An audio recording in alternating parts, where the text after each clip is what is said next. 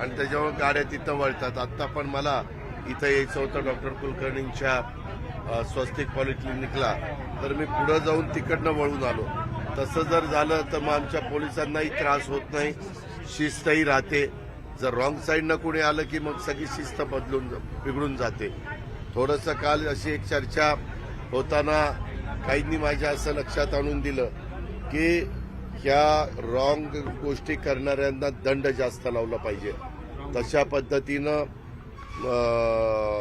लोकसभेमध्ये पार्लमेंटमध्ये याची चर्चा झाली आणि तशी मागणी करण्यात आली की 5,000 रुपये दंड जर लावला तर मग लोकांना त्याचा बाबा एवढा मोठा फटका बसतो, आपण शिस्त पाळलीच पाहिजे, अशा प्रकारचे साधारण त्यांचा कल होतो. आणि म्हणून ते करता येईल का? पोलिसांनी आम्हाला सांगितलं की तुम्ही आम्हाला तशा पद्धतीनं दंड लावायला परवानगी द्या, पण त्याला कायदा सेंट्रल गव्हर्नमेंटचा पण परवानगी लागते, नाहीतर मग तुम्ही असे परस्पर काही गोष्टी करू शकत नाही. म्हणून या चर्चा प्राथमिक झालेल्या आहेत, परंतु मी पुढच्या महिन्यातच. आपण केंद्र सरकारला यासाठी शिफारिश करणार आहात का एवढे मोठ्या प्रमाणात दंड करा? कारण म्हणजे ऍक्सिडेंटचं प्रमाण आपल्या नितीन गडकरी साहेबांची मानसिकता ती आहे.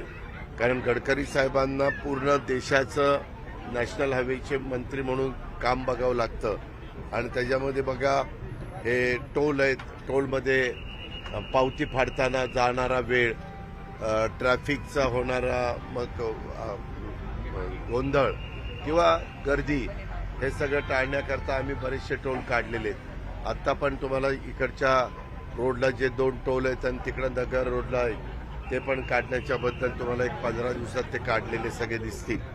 अशा प्रकारे आपण प्रयत्न त्या बाबतीमध्ये करतोय आणि काही ठिकाणी फ्लायओव्हर करता येतील का, इतर काय गोष्टी करता येतील.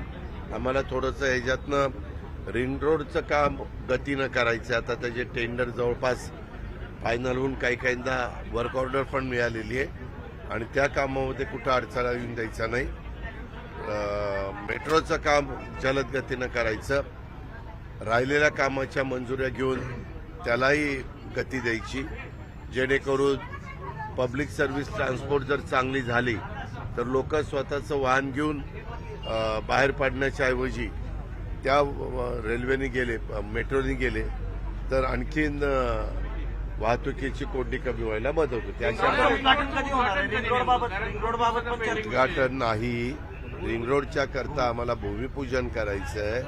आता 15 तारखेला प्राईम मिनिस्टर स्वतः मुंबईमध्ये येतात काही कार्यक्रमाच्या निमित्तानं. त्याच्या वेळेस आम्ही देवेंद्रजी आणि एकनाथराव आम्ही ठरवू आणि कधी त्याचं भूमिपूजन करायचं त्या प्रकारे लवकरात लवकर त्याचं भूमिपूजन करून घेऊ. कशाच्या? नाही, एका पॅचमध्ये आपण एकंदरीत 10 टप्पे केलेले आहेत. त्याच्यातला एका टप्प्याचं जो बोरवेला मुळशी मतदारसंघ आहे तिथल्या काही गावांचा प्रश्न आहे, त्याच्याबद्दल कलेक्टरांना आणि संबंधितांना सूचना दिलेल्या आहेत. त्याच्यात 2 मत आणि एका ठिकाणी कुठंतरी सोमाणी म्हणून कोण कॉन्ट्रॅक्टर आहे त्यांनी इमारत बांधली आणि ग्राहकांनी तिथं फ्लॅट विकत घेतले. तर ते म्हणतात दादा ही बिल्डिंग अर्धी पाडतायत आणि अर्धी पाडून आमचं काय होणार, त्याच्याकरता जरा आम्हाला विशेष बाब काही करावी लागेल.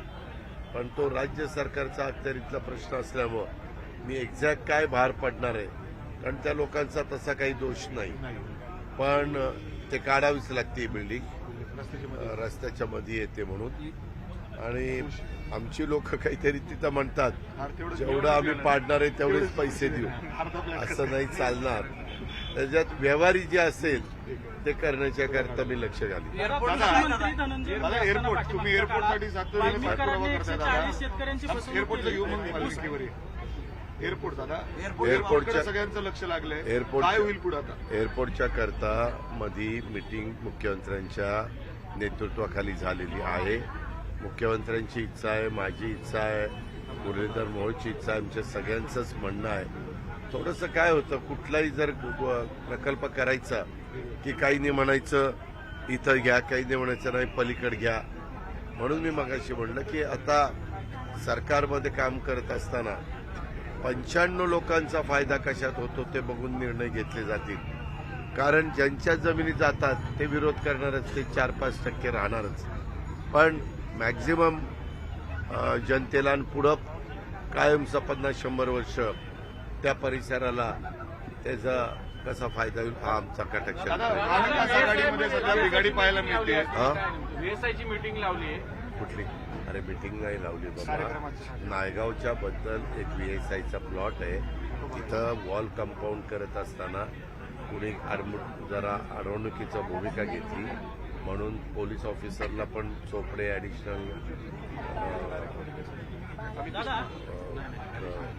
ॲडिशनल SP आणि काही लोकांना मी तिथं बोलवलंय आणि सकाळी मी पंकज देशमुखांनाही सांगितलं की ते आपल्याला करून घ्यावं लागेल. आता तिथं जाऊन स्पॉटवर बघितल्यानंतर माझ्या लक्षात येईल की का कोण विरोध करतंय, अधिकारी प्रतिक्रिया येणार. दादा, कृषी मंत्री जवळचं आहे सांगून पाठीमागील काळात वाल्मी कराडने 140 शेतकऱ्यांची फसवणूक केली. जे ऊसतोड यंत्र असतं त्याच्यात अनुदान मिळवून देतो म्हणून फसवणूक केली.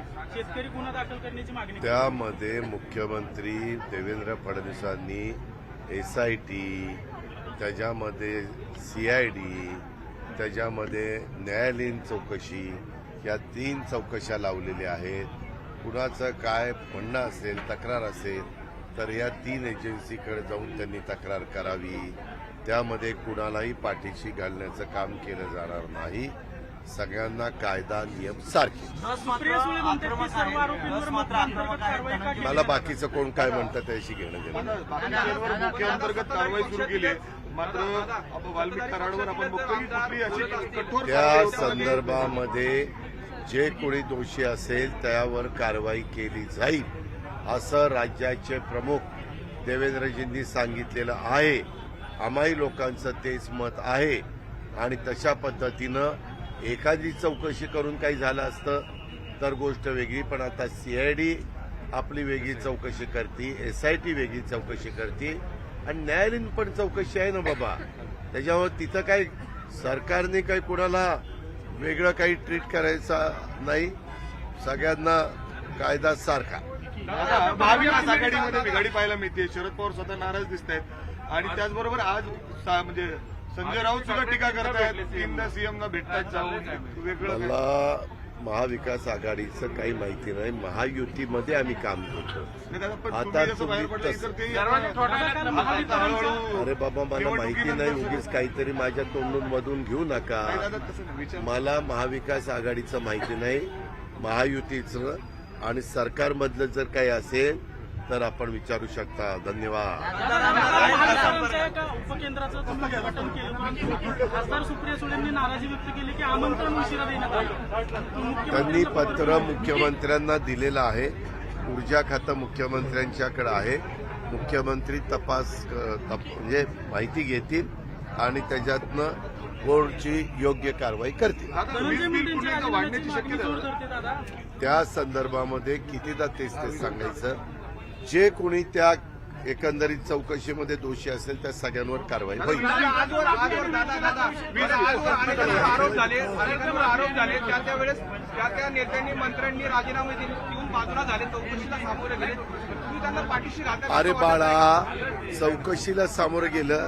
तुझी चौकशी केव्हा होईल? तुझं नाव आलं तर होईल ना. तुझं जर नाव नसेल तर चौकशी बळबळ तुझी